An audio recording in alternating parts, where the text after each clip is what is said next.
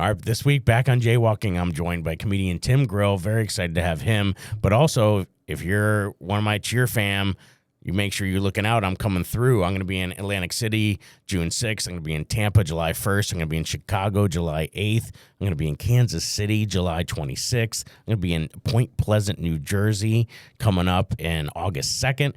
I got Atlanta coming up. I got DC, Texas, and Canada. So if you're near Hamilton, Canada, I'll be releasing dates as well. But you're going to love this episode. We talk a little bit about the road. We talk a little bit about everything, just life. It's just a great conversation. So drive your car, walk your dog, wash your dishes. Check it out, like, subscribe. We'll see you next week.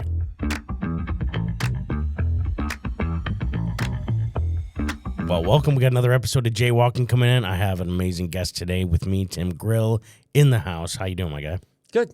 Yeah? Good. I'm hanging in there. We're just going to stare. We're not going to talk. We've decided we talked too much before we started rolling. So just buckle the whole up. conversation is on. Yeah, and if you're listening to this on Spotify, just enjoy our light breathing for the next 45 minutes. No, I'm glad you could come by. This is great. In studio, I did my first Zoom where my guest was remote last, and it was fine. It's fine, but it's just, sometimes I just want to reach out and touch someone. You know what I mean? Not physically, but just I want to know that it's a possibility. The day's still young. Yeah, so. that's right. It is early. I just had my coffee. No, but I'm excited to be here. Why don't you tell people a little bit about yourself? You're a comedian. I know that much about you. Yeah. A comedian. I've been a comedian almost 30 years. Wow. I started in 97, and I started when VHS tapes were, you would get gigs with VHS tapes, and before the internet, and the days of driving around the gigs with MapQuest, and following the pages and stuff like that. Like I've been in this a long time. Because education, I know, is a slow moving wave. Would you say comedy's that way? Like, is there something that is still exactly the same as when you started 30 years ago, and is there something about comedy that is completely different than when you started? I mean, I think I could imagine it's completely changed. Yeah, it's completely changed. When I first got into it, 97, I was at the height of like Seinfeld. Yeah. Everyone Loves Raymond, Roseanne. So the end game for everybody when I started was a sitcom. That was it. Everybody wanted a sitcom. But then in the 2000s, when reality TV took over and the sitcom kind of disappeared, then everybody started kind of drifting off like into different, goals and stuff like that. That's right. And now you're into the YouTube social media era.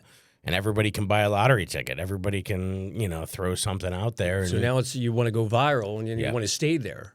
Yeah, that's true. And I don't know that that's it's got good. It got pluses and minuses. I was thinking about this the other day. There are some pluses in social media that, like I have a daughter with a disability with special needs, has autism, and I think about all of the people I see on there who now are like saying, comedy is about saying the quiet part out loud a lot of time. And I think social media has given this license to people who have disabilities. Like there's a girl I follow, Baylin, who has Tourette's, and she got she has a TLC show now, but she started by doing just TikToks about making awareness about what Tourette's is and what it looked like for her. And I just think there's such a power there for advocacy, where people now who have like skin conditions that maybe they wouldn't have gone out in public are willing to get on TikTok and talk about it and show themselves. And so, like, there's a beautiful thing in that social media has empowered people. Because before, back in the day, like, if I was a parent with autism maybe 30 years ago, we would have had them in a home and separate, and we wouldn't have left our home kind of scenario. Whereas now, like, because we were afraid of what people would think and judgment, and nobody knew what it meant. I was at a show last night, and the woman had 3 sons who were autistic, and they're all now 20s and 30s, and her daughter was there, and her daughter's actually a therapist that works with autism. Oh, wow. And she was neurotypical, but she grew up with 3 brothers before autism was a thing. Yeah. And so just talking about that with her, I'm like, wow, yeah, like, what a great thing that, a platform's given people a way to say that. So that's the beautiful part. But then the thing you see is, like, the people who, like, the First Amendment auditors. Have you seen these people where they just go and they're like just messing with the poor like Sally who's been working at the clerk's office, and she sees this guy recording and she's fighting him, and he knows the law and she doesn't. She just knows what makes sense to her. And it's just like they're just you're stirring the pot. Trouble. Yeah, exactly. It's like, and because they want to go viral, people will watch, people will comment. You'll rage bait people. You'll also have people that are just, hooting and hollering for the sake of hooting and hollering. Yeah. And that's the ugly part of it, in my opinion. But it's like, hey, to know light, you have to know darkness. To know good, you have to know bad. So there's always like this balance between it, but. The only thing, unfortunately, that hasn't changed in comedy is the pay. It has. Yeah. I read an interview with, I think it was like Gary Shandling or something like that, and he was talking about a gig that he did in like 1975 or something like that, and the pay was $200. I'm like, that's still the pay. Yeah, it's wild. I didn't realize that. Like, I had hosted like a weekend of shows at like a major club, and it was like my first time, and I'm like, oh, so pumped and getting 5 shows. And then when I saw the paycheck, literally a half of it went to parking. Yeah. And I was like, oh my God, I just did 5 Or sold the gas out shows. prices now, like, you Well, know, yeah. like I just did a show up in the Poconos, and it was like literally like a 2.5, almost 3-hour ride one way. It almost didn't. And for what I got paid, it almost didn't pay for itself. Like half it went in the tank, you know? It's because, like, yeah, the only way you can make money is if your name and you have tickets and people are pushing in and you get like a door split, you know, because that's what all the clubs are doing. They're doing door splits, which is sort of the foray I'm in, because I just started, you know, I've had this cheer dad thing that I've been doing, like with my daughter. It was just was that's who I am. And then I was just making videos, and then all of a sudden, like, well, when I couldn't be with my daughter, I just started making videos about all the craziness I was seeing. Yeah. And it resonated with people. And so I was like, oh, I wonder if this could be a thing. And I kept making videos, and it's been a lot of fun. I love your videos on Instagram. I follow you. Yeah, I appreciate that. Yeah, I'm a big fan. Yeah. And then all of a sudden recently I started asking clubs to give me an off night. And it's like, you know, I have enough followers now that, you know, it's not a crazy amount, but it's enough for, you know, them to maybe say, hey, we'll give them a shot. And I'll tell you what, like, I've got about 6 shows in like 5 different states, and they've, like, within the first 48 hours sold a decent amount, you know? Nice. Good. So I was like, oh, because then then I'm seeing what they're telling me I could walk out with if. And you're like, oh, okay, now I could see how a comedian could make money, but that's so rare. Like, if you're the average feature in a club or a host, I mean, that pay is... Yeah, like you said, I mean, you get 150 to, depending on who the producer is. I've had certain clubs and whatever, that's like 150 to 2 is the feature pay. Yeah. And then 50, 75, or 100 is the host pay, you know, depending on your Burger King, McDonald's, Wendy's, whoever's, you know, hiring you. Right. And that's about it. And then all the other money is from the comedian who's the headliner. Yeah. And they're getting whatever, 60, 70, 80, 90% of the door, depending on how they negotiate. Yeah. I had a guy offer me $75 to perform in Cape May as a headliner. Yeah, dude. And I turned him down. He was mad at me. He was like, well, I'm giving you work. I was like, yeah, you know. And that was a funny thing, because I was also doing like speaking events, you know, because obviously now this is how I feed my family.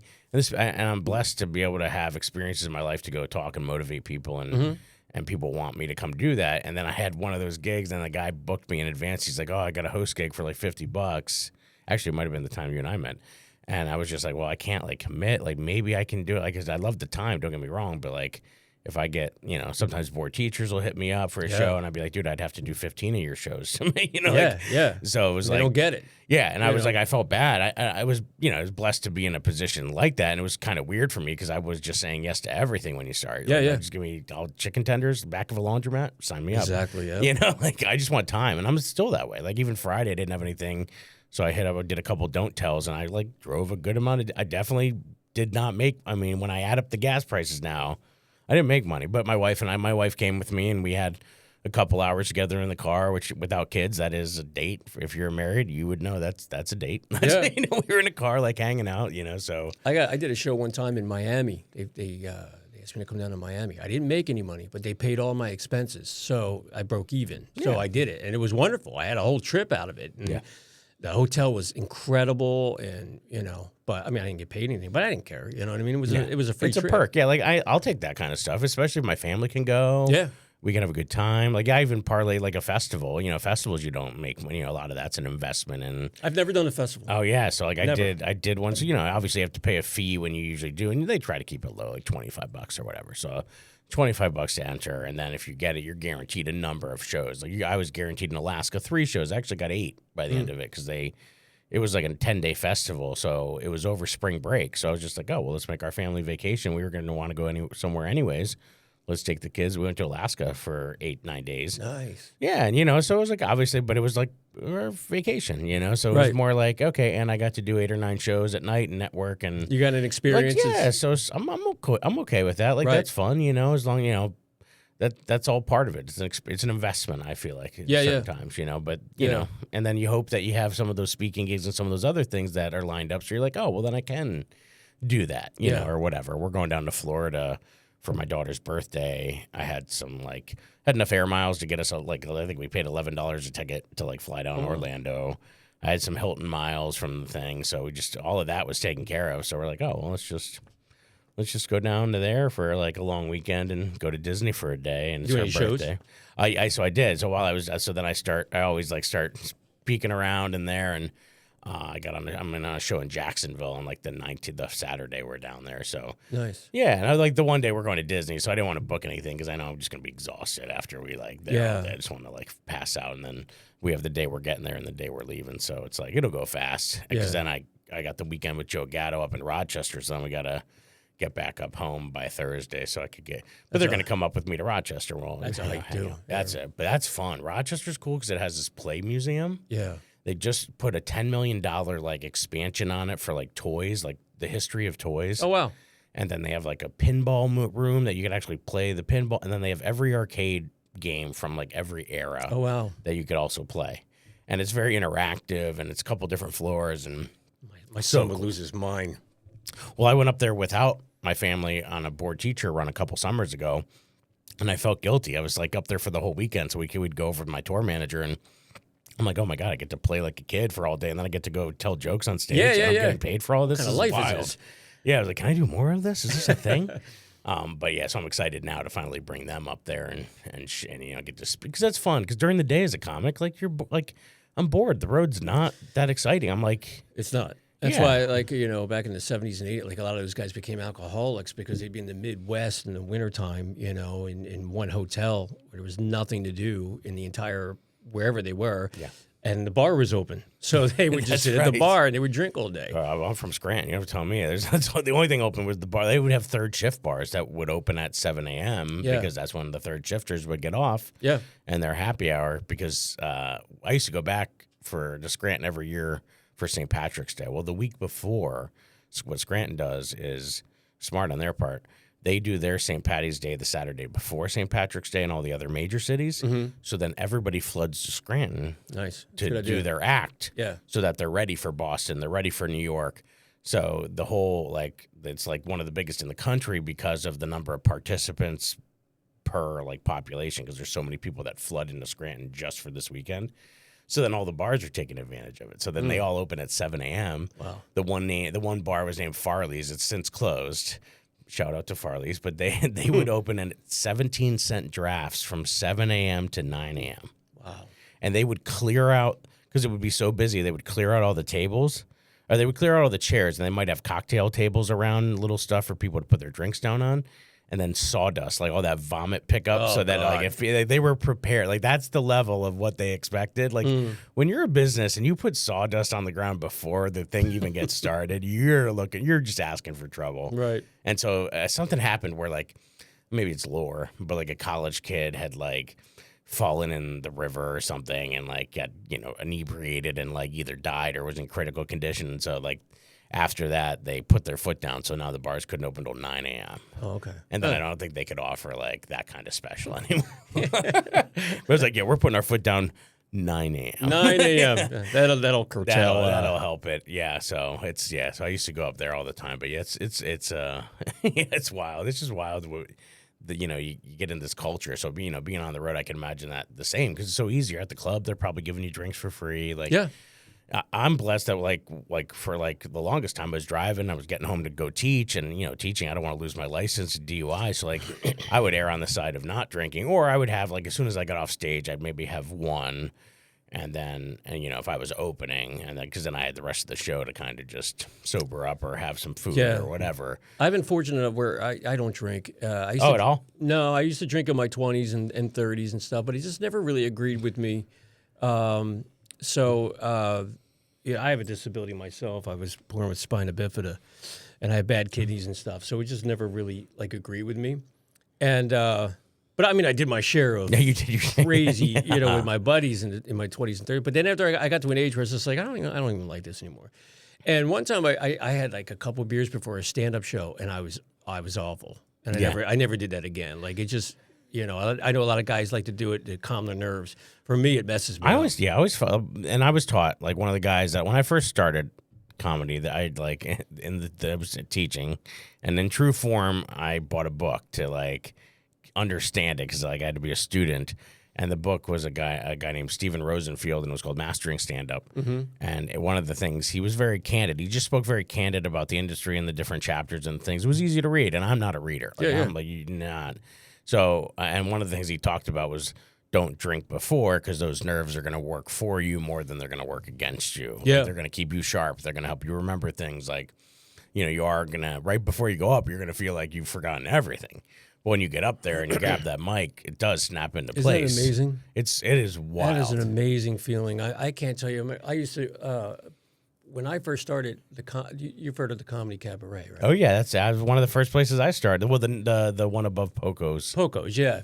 Well, when I first started, he had like 7 rooms. I've heard 7 or 8 rooms. Yeah. Now, before I even started, there were like 13 rooms or something like that. It was something crazy. Yeah. He had them all over the place. But when I started, it was down to like 7 or whatever. And each room used to start out the show with the Curly Shuffle song. You ever heard the Curly? No. From the Three Stooges. You can probably put it on Amazon or something like that. So it's a song, and it got big in the '80s. It was Curly Shuffle. Well, they opened every show with that. So it got to the point whenever I heard the Curly Shuffle, I'd almost be dry heaving because it was like a Pavlov kind of thing. I knew the show was starting, and I'd be sitting in my car. I'd go out to my car, and I couldn't remember anything. And then all of a sudden, you get on that stage with that light, and you hear, and all of a sudden, boom, everything snaps back into place, and you're like, all right, I got this. I only had one instance where a comic had given me a cookie that they had baked, and I was like, oh, okay, I'll try this.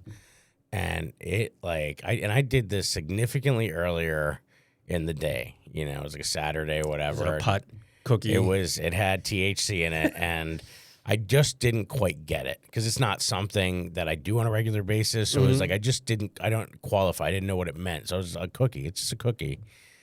Dude, it threw me for a loop. Thank God I didn't have to drive there. Somebody else was like picking me up. But like I don't quite remember. I know I was on that stage. That would have been great to tape. It was like, I don't know if I talked. I don't know what happened, but I was like, oh, my God, I will never, ever do that again. Yeah, no, I like to be clear-minded. I definitely like to be, Now, I'll have a beer after a show. Whatever, yeah, well, I'll have a drink one after. One or two beers after a 100%. show when I'm sitting with comedians and stuff like that. I love doing that.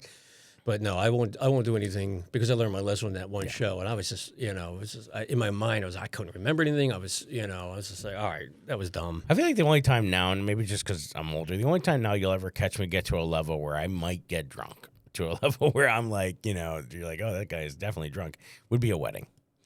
That would be the only time where and even the last one I went to wasn't like that. It could have been, and it wasn't. Like I went to a wedding recently, and it was, extravagant, had all the stuff. People, as soon as you walked into the cocktail hour after the ceremony, you literally walked through a line of bartenders holding trays full of different drinks to grab as you walked by.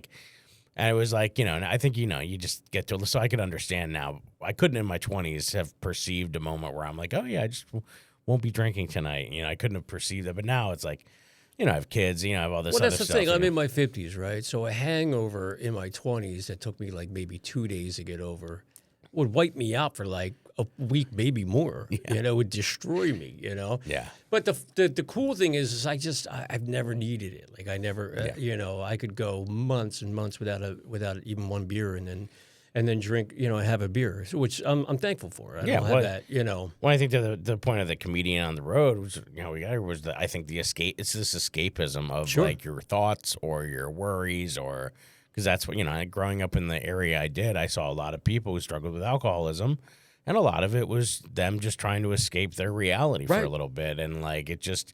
When you're doing something to escape and then you're just, I mean, could you imagine being in a town where you're in a hotel and there's nothing around and nothing's open, you're just in your room all day? Like, you got to do something. Yeah, and even the TV, then it's not streaming services. There's like the 7 channels that you can get in that area. Yeah, so, and then, back then TV actually shut off at night. And they were like, we're remember signing that? off. They played the national anthem and then it was done. It was fuzzy. Yeah, so just, different era. But yeah, it's interesting. So, that's cool. So you mentioned you had spina bifida. I had a student once, but she was wheelchair bound because of it.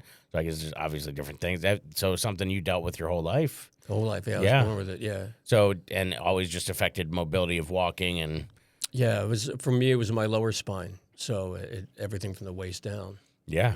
And I was in the hospitals all the time as a kid. I had 10 surgeries in 10 years from like the moment I was born. I have 13 total, but I was in hospitals just for weeks on end and stuff like that. So yeah, it was, and now in my 50s, it's really kicking my ass, man. It's really, the pain levels. And that's why, like, I don't do a lot of, like, I don't travel anymore. Like, when it comes to shows, like, I used to do places like, you ever hear of Kazi's? Yeah. Is that down in Virginia? Yeah. That's like a 5-hour drive. There's a really good comedian, Nick Dees, who I think works out of there, just in a special there, was talking about it. Yeah. Yeah, I used to do, like, places like that. But, like, I just can't do it anymore. I can't drive for 5 hours or whatever, I mean, by that put the toll, even me, I was like, I feel that like my left knee is like a lot of arthritis. So I'd notice like when I was driving long distances, if it's in that like recumbent position, that's just a minor thing. And it's just like, oh, uncomfortable. But like, yeah, I mean, I can see, how difficult that would be with the travel and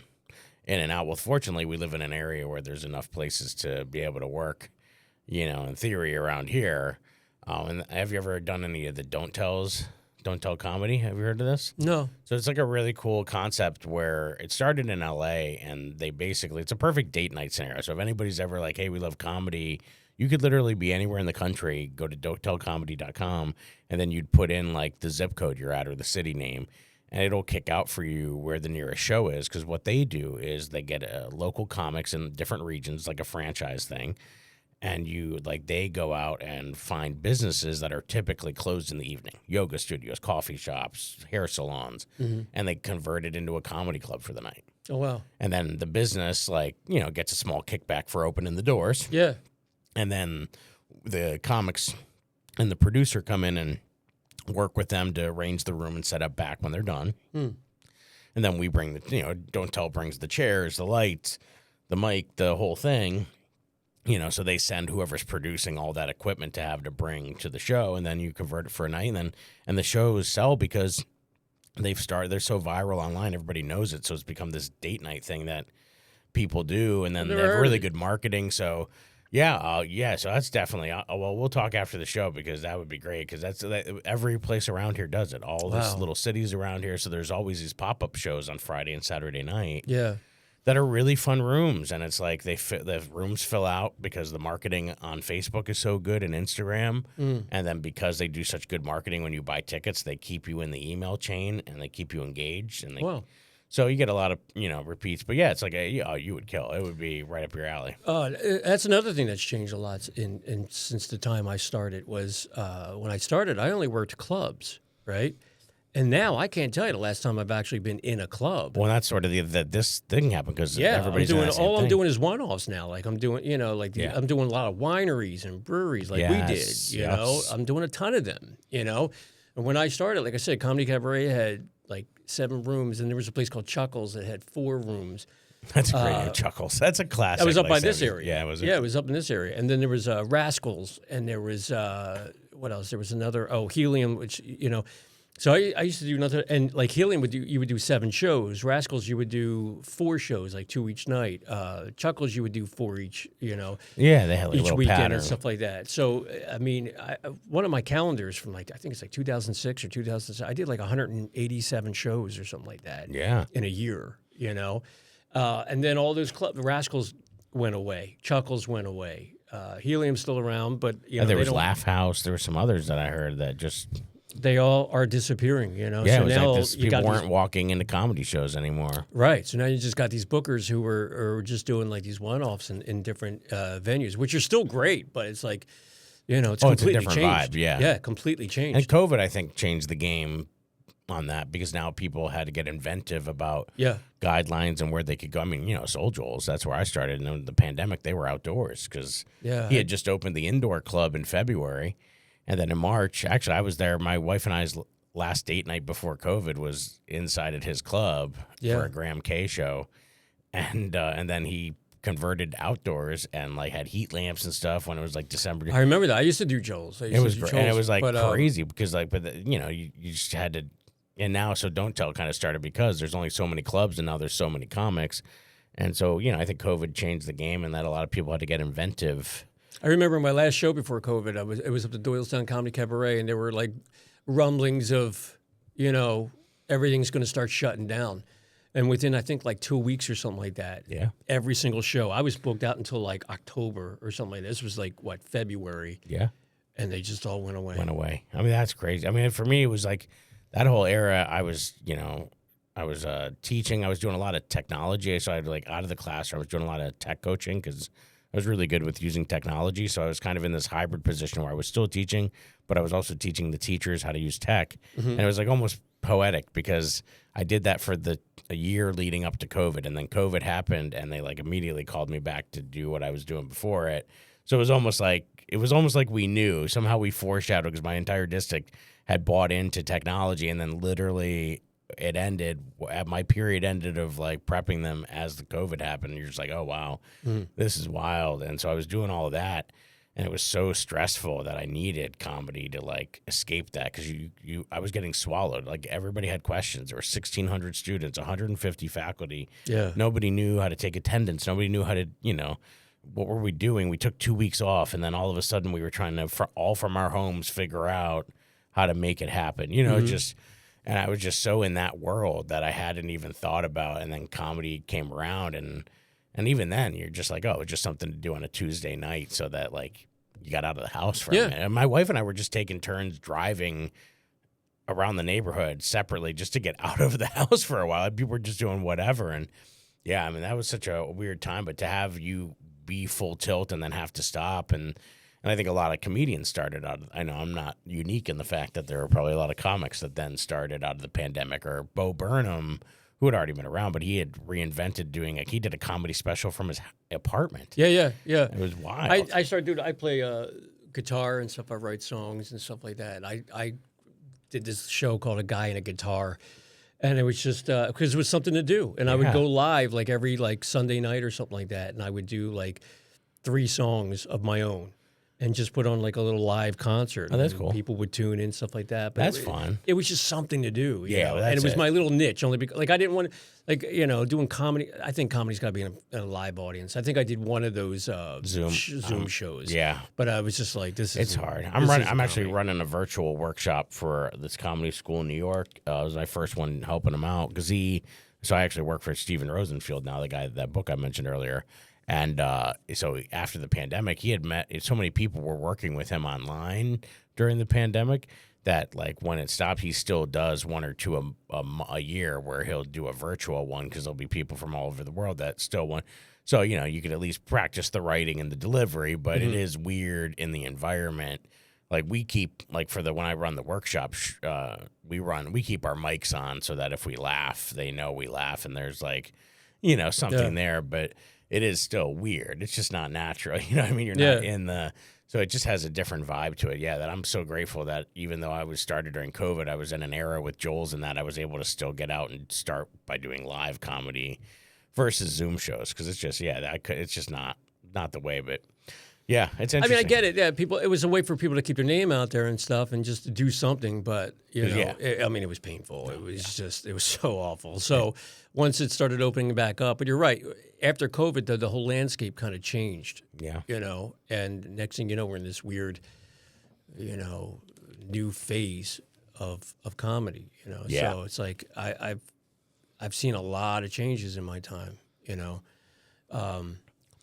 It's wild. And I wasn't even for me, like I started much older, because I already had kids. I already had a wife that didn't sign up for any of this. Have you always wanted to be a comedian? I mean, I always liked comedy. I had not, I don't think I mentally had pursued. I always did acting, and I loved making people laugh. So I was always in acting from a very young age, and did it through high school and college. So I like that concept, but I hadn't thought about the singer-songwriter aspect of like you creating the comedy and performing the comedy. I was always like, well, somebody else will create it and then I'll perform it. Mm-hmm. And I think the thing I did that was like my first foray prior to COVID and all that was the Matt Foley skit that Bob Odenkirk wrote for SNL. Yeah. I used to like do the voice if I'd be out at a happy hour in college and stuff like that. It was my shtick. If I got drunk, I'd start like talking like him and then do the whole van down by river thing. And so there was a faculty talent show, and somebody came in and was like, oh, we should do the Matt Foley skit. I'm like, you mean I should do the Matt Foley skit? Right. He's like, well, I'll help. And we did it for the students. And I'm like, they're not going to know who he is. But the skit itself was so funny. Right. They all loved it. It got a huge reaction, and then they all probably went on YouTube and watched the original anyways. Yeah. But that was the first time, and and that was again like acting. But then one of the gym teachers, or phys ed, I should say, he was retiring. The school newspaper interviewed him, said, "Well, what are you gonna miss, or what do you love most?" He's like, "Well, I'm gonna miss all, everything, but I really liked the one time, Mr. Yoder did the living in a van down by the river." So for his retirement, I rewrote the skit to motivate him into retirement. Oh, okay. And that was the first time I kind of took the stencil of what he did and created and your then own thing. started creating my own thing. And that was the first time I'd ever done it. It went well, and it was great. And then I did it for a guidance counselor after that. And so it was just this one-off thing I would do once a year when somebody would retire. And that was like the first stencil thing. And then COVID happened. And then all of a sudden I was just going to the open. Amanda and I were just going. And I'm watching all these 40 comedians go up, do 3-4 minutes. And I'm just like, after a couple of weeks, I was just like, I think I could. I don't think anybody's going to be upset if I'm up there talking for 4 minutes. Kids listen to me all the time in school, and they don't want to, half of them don't want to be there, but they still like coming to my class. So, maybe there's something there, and it turns out there is. So that's cool. That was a great moment for me. I used to go to the Northeast Comedy Cabaret open mics before and same thing. I loved comedy, but I didn't think I could be a stand-up comedian. Well, first of all, too, because the spina bifida, I thought with the legs, there's just no way I could get up there. People will just not listen to me. But then I started thinking, I saw Richard Pryor live, on video, and I saw that he was just talking about all this dark stuff. And I was like, well, if I can do that, if I can bring the legs in and joke about the legs and then move on, then I can do it, I think. And that's exactly what happened. So I still do that to this day. The first 5 or 10 minutes about my legs just to get out of the way. Yeah. Now, this is before I use a cane, too. So it's weird. The cane, before I start using the cane, people would really kind of look at me like, what's going on? The cane almost acts like a prop in a sense, which is not a prop, but people now see the cane as a visual. Oh, he's got something wrong like with a him. blind person with the white cane kind of stick kind of thing. Yeah. So I do about 10 minutes, whatever, and then I get off of it. I don't talk about it anymore. But I have to, because if I don't, they're not going to listen to me. Yeah, you're right. So it was that Richard Pryor video that really made me want to, I was like, oh, okay, I think I know how to do this. But the cool moment for me, though, was I used to go to this open mic at the Northeast Philly Comedy Cabaret, and I was with a girlfriend at the time or something. I was like, I know I could do this. I know I could do it. And then about 10 years later, I got the headline that Same club. spot? That's great. And I was looking at that spot that I was sitting in, wishing I could do. Yeah. And now I'm friends with all those guys that were on that lineup that night. I was watching them as a fan, and now I'm friends with them. Yeah.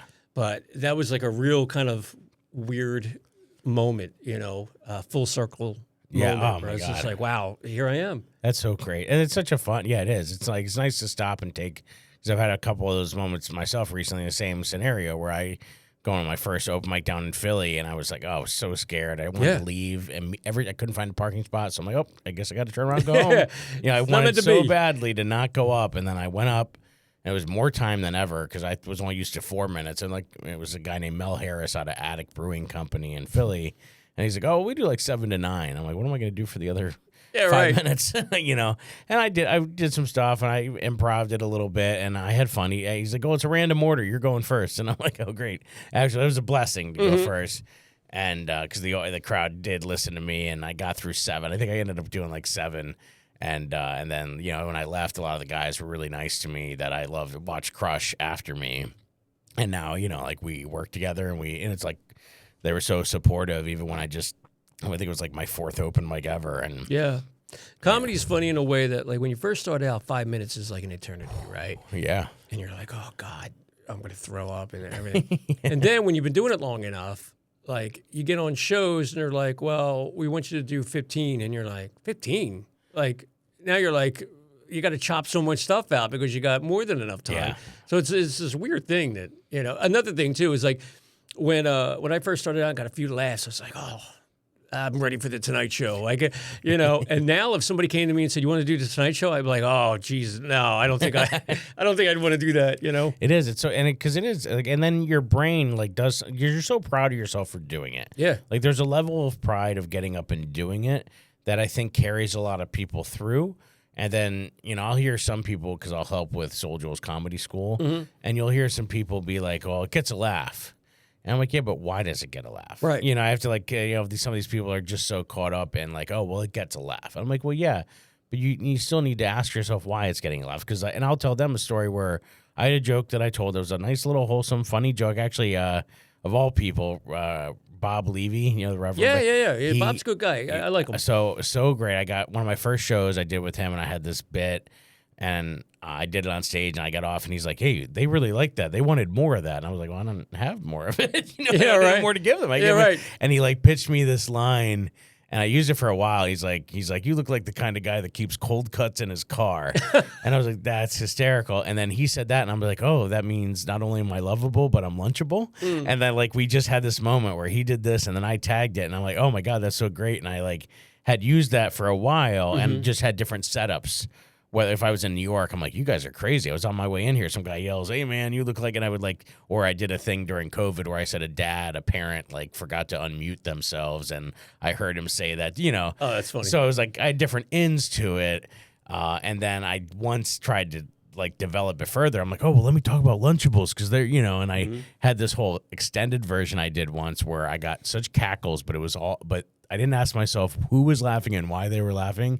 And it was all the soulless, open mic comics in the back corner because I did a little dirtier version, and I was always pretty clean because I thought students could have been in the audience or parents, and I'm just a hobbyist, at that point. And so I did this tag, and I'm like, "Oh, that must be a good tag. It got a great laugh." And I got booked at a winery. And it was one of my first ones, and I was doing a longer set. So I'm like, "Oh, well, I have longer. I have to extend some of my jokes." So I did that one, and I heard an audible groan when I got to the extra tag. And the booker was like, "Please don't ever tell that joke again." And that was the first time I'd realized, oh, there's a difference. I got to ask myself why they're laughing. Yeah, I'm a clean comedian. I work clean, and I remember when I first started out, the guy who I was taking a class from said, "If you work clean, you'll always work." So I just always kept that in mind. Yes. Plus, I just, I think it's more of a challenge to work clean because, I got friends who I've been on shows with, and they're like, "I can't work clean. I can't do this." It's the number one thing I hear from people. Yeah. Well, you just gotta be real. You just gotta find a thing. But that's the problem. They want to get. We're in an era of the kill Tony shock factor. Right. Shock value and stuff. Throwing an F word out there can be a punchline. If I remember the early 2000s. It was really, we had some radio shows here in Philly that were shock radio. So then all of a sudden, Helium, all the open micers were just trying to outdo each other. And it just got so outrageous. It wasn't even funny anymore. There was no joke. It was just. How can we make the crowd gasp? Yeah, that's it. Well, and that's to your point. That's exactly what happened for me. That's why I had when people look at me like, "Oh, well, how did you have?" I mean, it's been less than 5 years since my first open mic, and now I'm getting to tour with this group in front of 3,000.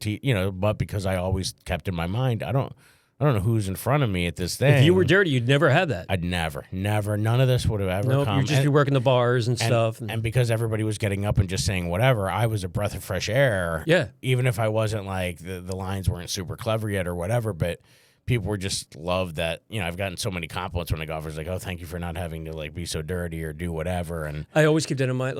My favorite comedians growing up, Johnny Carson and stuff like that. I used to love guys like that. And I can't tell you how many people because I take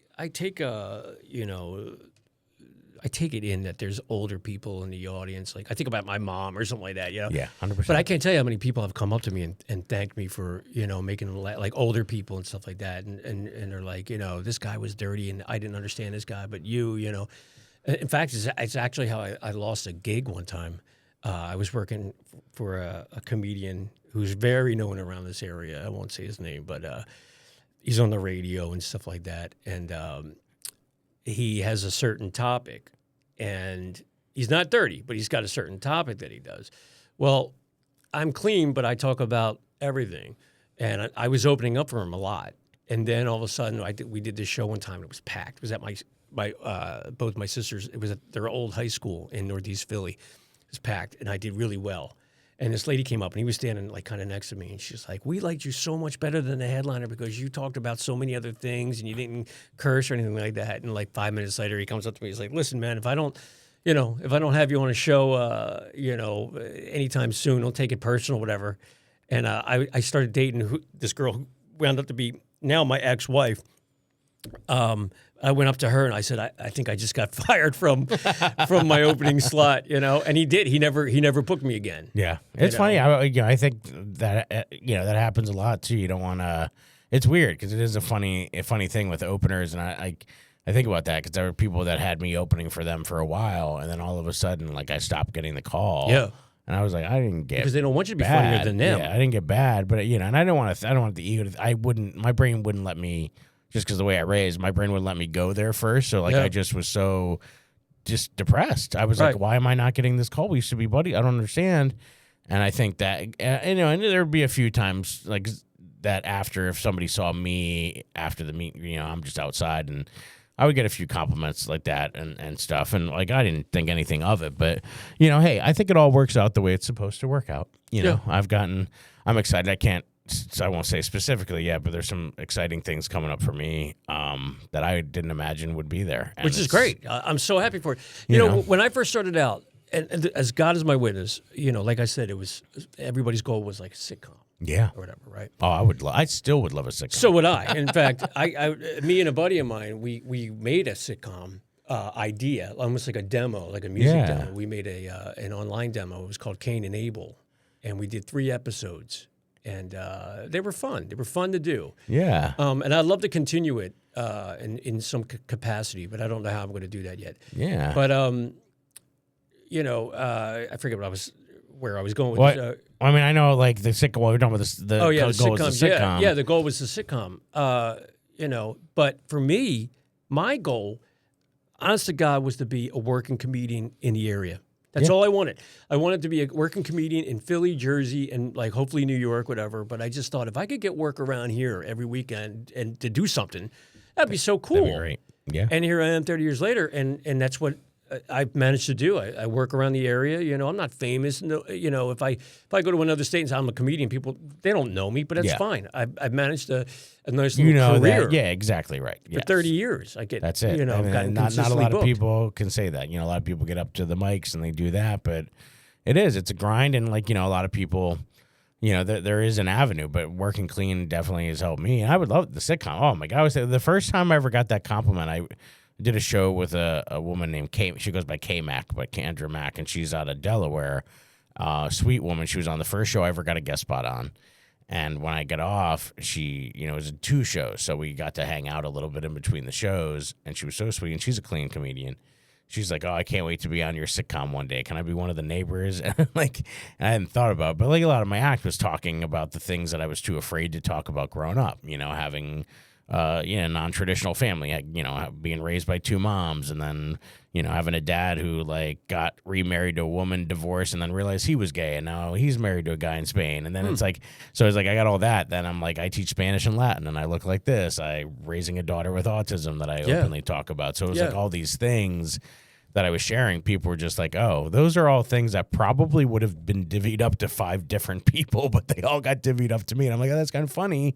And regardless of all that, I was a teacher, a coach. I'm doing all these things. Which all that stuff in this day and age would be great. That's what I'm saying. It's you have this kind of we all think about the strong sitcoms, whether it was Home Improvement was one I was just talking about on our last episode, was one that kind of stood the test of time of one that you could still watch. And we watch now with my kids, because it's still. I love it. I watch it with my boy. Yeah. So it's just that kind of era where you're surrounded by a character and then all these things about them. And I would think that the teacher who's the coach and every time you're somewhere, it's the kind of Curb Your Enthusiasm, Seinfeld-esque kind of thing where it's something happens and now you got to deal with it or something weird. And you get to tackle all these topics, whether it's autism and special needs, or whether it's LGBTQ, or whether it's being a teacher, or whether that's what Cain and Abel was about, because I've not really seen a lot of people with disabilities on TV, whatever. So I want to create it.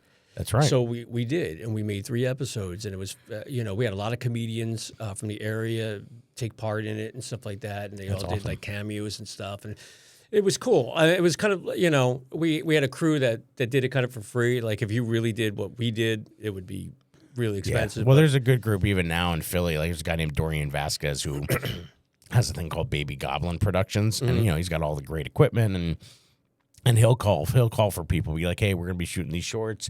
I need some volunteers. You know, I'll give you some gas money. We'll have snacks. He has like a little craft services table when you get there. Like, you know, super cool. And like people get to do this and be a part of it. And I've done a couple and I've loved every one of them. And it was just fun to do.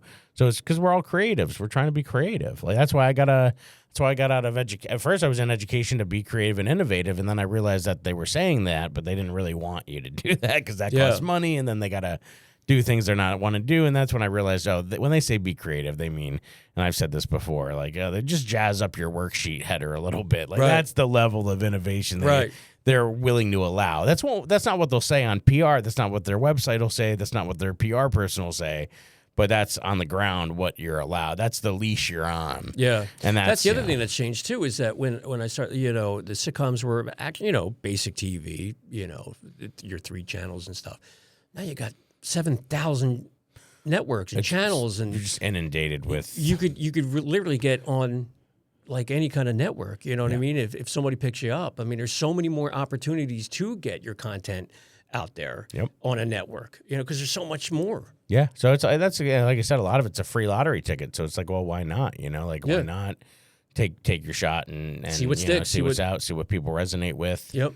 You know, I think that's again back to social media. That's the part of social media that I think still is grounded in the American dream or the ability to like, you know. Well, social media is great in comedy where I can just email a booker instead of doing, you know. Well, that's true. The whole packet that we had, you know. That's right. VHS tape and your headshot and your bio and mail it out and stuff like that. And somebody had to open it, and then I sound ancient. I know I do, but it's crazy to think about it because I watched the 2000 movie. It was Comedian with Jerry Seinfeld and Orny Adams. That was like my Bible. And like watching Orny Adams like take you through. I worked with him at Helium for a week, and like the VHS tapes and all of the other. And you're like, wow, like that's a whole different era. Like now it's all in the cloud. You know, I could just pick up my phone and you want anything, it's right in here is everything. It's unbelievable. You know, it's crazy because even like with email, I've like people realize this, but I've used this as a teacher. Like if you have Gmail has a feature in it called templates, where you can write the generic body of an email. So like a Booker email, a thank you email, or whatever email. I used to do it for like parents and for like grades are coming up or whatever. Yeah. And then all you have to do is go in and click and then it auto pops it. And then you just have to type in dear dates whoever. And and the specifics. And I'm like, oh, wow, like that's made life so much easier that you're not sitting down at like a typewriter every time you want to type something out and mail it out. You're just like, oh, it's already half done for me. I just have to splatter in the specifics. Whatever can make us lazier. Dude, I would say efficient because now now I have 20 extra minutes that I can go be creative. I can write, I can do whatever. Yeah. Because even AI, right? And everybody's up in arms. And again, AI, I always see things for what they could be in the possibility. And like a silly way that I used it recently that was helpful is, Joel had sent me who had signed up for the comedy class, and I organize all the names and send the emails out and get everybody on board with, hey, class is coming up. Here's what's expected of you, blah, blah, blah. So, but he always sends me the screenshots from the registration on the phone, and then I have to like sit there with my phone and like type and look next to it and do all 14 people, name, email, phone. Well, I just took the 14 images. I threw it in ChatGPT. I said, hey, kick me out a spreadsheet with their name, email, and phone number. 10 seconds. Isn't that crazy? I was like, I would have spent 25 minutes typing, and it did that in under a minute. I've made show posters, and I don't know anything about graphic arts, but ChatGPT, I'm like, hey, can you make this into a show poster? And people are getting, the people who are into like design are getting so up in arms about it. I don't blame them though, because I agree. If you went to school for all that, now all of a sudden a nitwit like me, I know, is it's like Rosie, from the Jetsons. You're like, I want a steak, boom, and now like Gordon Ramsay's like, what? Their whole. Well, but the good thing is it still can't be perfect in some of those aspects. Mm-hmm. Like it gives, and even like Instagram is really good now about if you do that, it'll instantly mark it as AI. So you can see on somebody's post if the post, it is AI, but it now explicitly says it in Instagram in the top left corner, and because that's good because I respect that because I was talking with a comedian the other night and I showed him some merch options I was thinking about doing. And obviously I asked Chat. She's like, dude, why would you do that? Would you ask ChatGPT to write your jokes? I'm like, well, no, I would do that because like like there's aspects that I can't. He's like, well, that's what's happening here. It's like that looks like trash. Like, Yeah. you're not going to get a printer to print like that because of the deep colors, and it's going to cost you a fortune. And I hadn't thought about that, and I was like, oh, but I'm not a graphic designer. I'm spinning a million plates here. This is the one area that I'm the weakest in, dude. Give me a piece of paper. I'll draw for you. You will see that I am trash. Yeah. And so it's so funny, but it's like, you're right. Like there's certain aspects to it that I'm like, oh, well, that spreadsheet thing, that's a no brainer. That's like, I'll use AI all day for that. Or, like I was marketing. And I'm like, oh, I'm doing a lot of the cheer things. I'm kicking in. I'm like, oh, what are the top cheer gyms within 90 minutes of wherever? And then boom, it kicks it out with their Instagram handles. And I'm like, oh, that's great. Like that. I worry about that stuff though, like with my boy, with school and stuff like that, like how that's going to.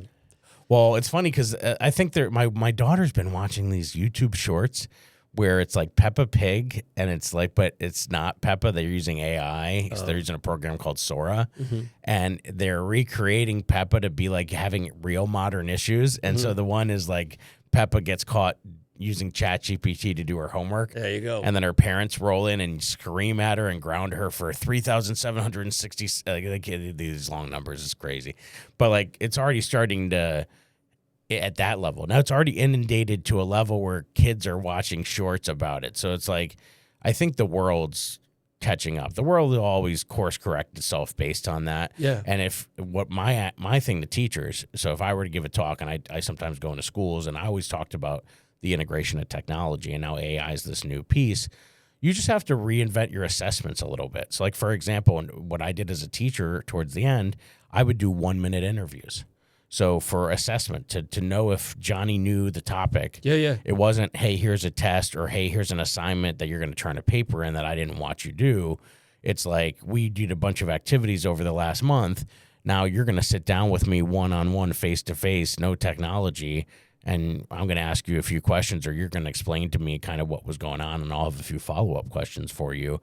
And then based on how you answer those follow-ups and based on what you chose to say in your 30 seconds of opening statement, will let me know where you're really at. And now that you can't AI that, you know. Now I've seen these commercials or stuff where like people are on interviews on Zoom, and they're like using the ChatGPT or some kind of program to come up as a teleprompter to give them the answer. And it's always them being like, show me your hand, so you can't like prove to me that you're like clicking something. Meanwhile, they have a friend under the table that's like doing it for you. So it's like, it is. There's always going to, Bart Simpson's always going to be Bart Simpson. Yeah. But I don't want to forget about Lisa, because Lisa's going to use it with integrity in the way it's designed, and Lisa's going to cure cancer with it. You know, it's a good way to look at it. But Bart is going to be Bart. So it's like, again, it's kind of like the balance. I think that's why even if you're not a person of religion, you look at other religions, there's always this duality. There's always this sort of heaven and hell kind of concept of good and bad. Even like the Romans, like my daughter's name's Alicia, and it comes from like the Aeneid, which was a epic poem written in tribute to like what Homer did with the Iliad and the Odyssey, but it was like the Latin Roman version. And he had part of the underworld, and the underworld was kind of divided into two spots. You had the Elysian fields where like the blessed and virtuous go, like heaven. And then you had like Tartarus, which is like where the, wicked go. So there's always been this kind of, because I think that we just realized that no matter what comes up in the world, there's always going to be people that are using the forces for good, and people are going to find the, evil in it, whether it's in the Oppenheimer scenario versus relativity, or, so I think that's just the balance of the universe. But it's interesting, because I was joking in my act now about like, since Melania Trump got up there with the robots, and at first I couldn't figure out which one was the robot, but then it was like, what are you going to do? We're worried about AI coming and take my job. Come on, take my job, because by fifth period, those kids are going to reprogram that robot. It'll be vaping in the bathroom with them by sixth period. You're right. And then it'll overdose, and then it'll have the blue screen of death on it, and it'll be over. It's like, 'cause it's. Do you get any groans when you mention Melania? Do you get any? I haven't done that part of it. That was the first time I've said that part. I've only had that part in my head. I don't touch that stuff at all. Well, I will say, because it's like, I wonder how much she plays, because it is like this concept of like probably poor her. I think most people would probably identify and feel bad for her at some level for being a part of all that. So you're right. I think that's the part of me that was like, oh, I wouldn't say that in that thing. But I have been doing the robot. And people think AI like the part. politics is like, the division of politics is new, but I remember in like 2008 and even before, people talk about politics and it would just divide a room. Well, instantly. yeah, and but it can be done tastefully. Like if like Don Rickles in the comedy class, I showed a clip of Don Rickles doing a thing for like Reagan. Yeah. And like he went after everybody in the room. Everybody. And it was funny. Mm-hmm. And it was just like, that part of it was just so good. And he even says in it, that's the thing about America. We can joke about anything. I'm like, well, we've changed a little. Did Back Don, then. yeah, Don back then. Because it was an older, obviously it's like late 80s or whatever. Yeah, But Don would never make it now. So it's interesting, because, we're in a different world now. Now, obviously with social media and all that, everybody's doing the crowd work clips and, that whole piece. Yeah, that's another thing I don't, Which is just, they don't want to put out their content until they're going to put their special out or whatever. Yeah. So they're trying to stay relevant. And then also if people, I always thought my definition of stand-up that I tell people is like making a group of strangers friends. And I think there's something about having the inside joke, and the crowd work creates an inside joke that was created that night in that room with those people. Right. And I think people crave that and want to be a part of that. And so I think that's why I think so many people view it and engage with it, which is why more people are doing it. So I think that's the initial behind it. Because you like that. You think about the people who are doing it, like your Jess Kearsons, your Jeff Curies, your Matt Rifes. These are engaging people. Like they're very different people, but they're very engaging to their crowd. Like Matt's your hot guy that's got all the moms going crazy. Yeah. Jeff's just like the fun guy you wish you were hanging out with at the bar and it's just cool and whatever. And then Jess Kearson's another one who's a great one, especially when you get into like the LGBTQ community. And I worked with her, and how much fun she can have with that community and them coming out. And I worked with her at the Stress Factory. She was very nice. Yeah, so I've never had a chance to work with her. But I love watching her stuff, and and it's just like, so I get that. So I get why they can do that. But they also have material. There are also people that if you went to their show, you'd see like, oh, they have written material. That's a flow chart that's going to go where they knew it was going to go regardless. And that's what I want. Like I want people to come in and just laugh for whatever time I'm up there, just forget about life for a while and just laugh. Those were the comedians that I always loved. That's why we're doing it. That's the level of healthy escapism. I'm not a guy who has a message. I don't, you know what I mean? Yeah. I'm not one of these guys who, I want to get a message. No, I just tell silly jokes. Yeah, and that's the healthy level of escapism. Because even back to the Romans, they had their days where they would, yeah, sure, they had the gladiatorial fights, which is like the Kill Tony. That's like the Kill Tony style, like.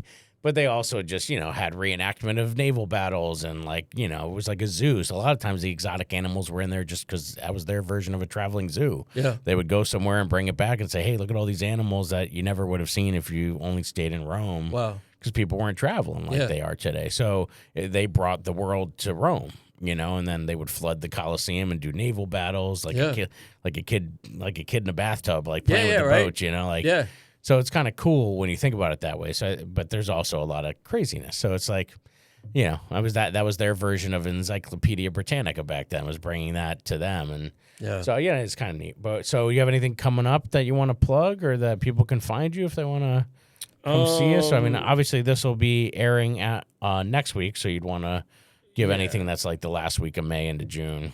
No, I do have something in July. Okay. Let me see real quick. Well, I'm so stupid.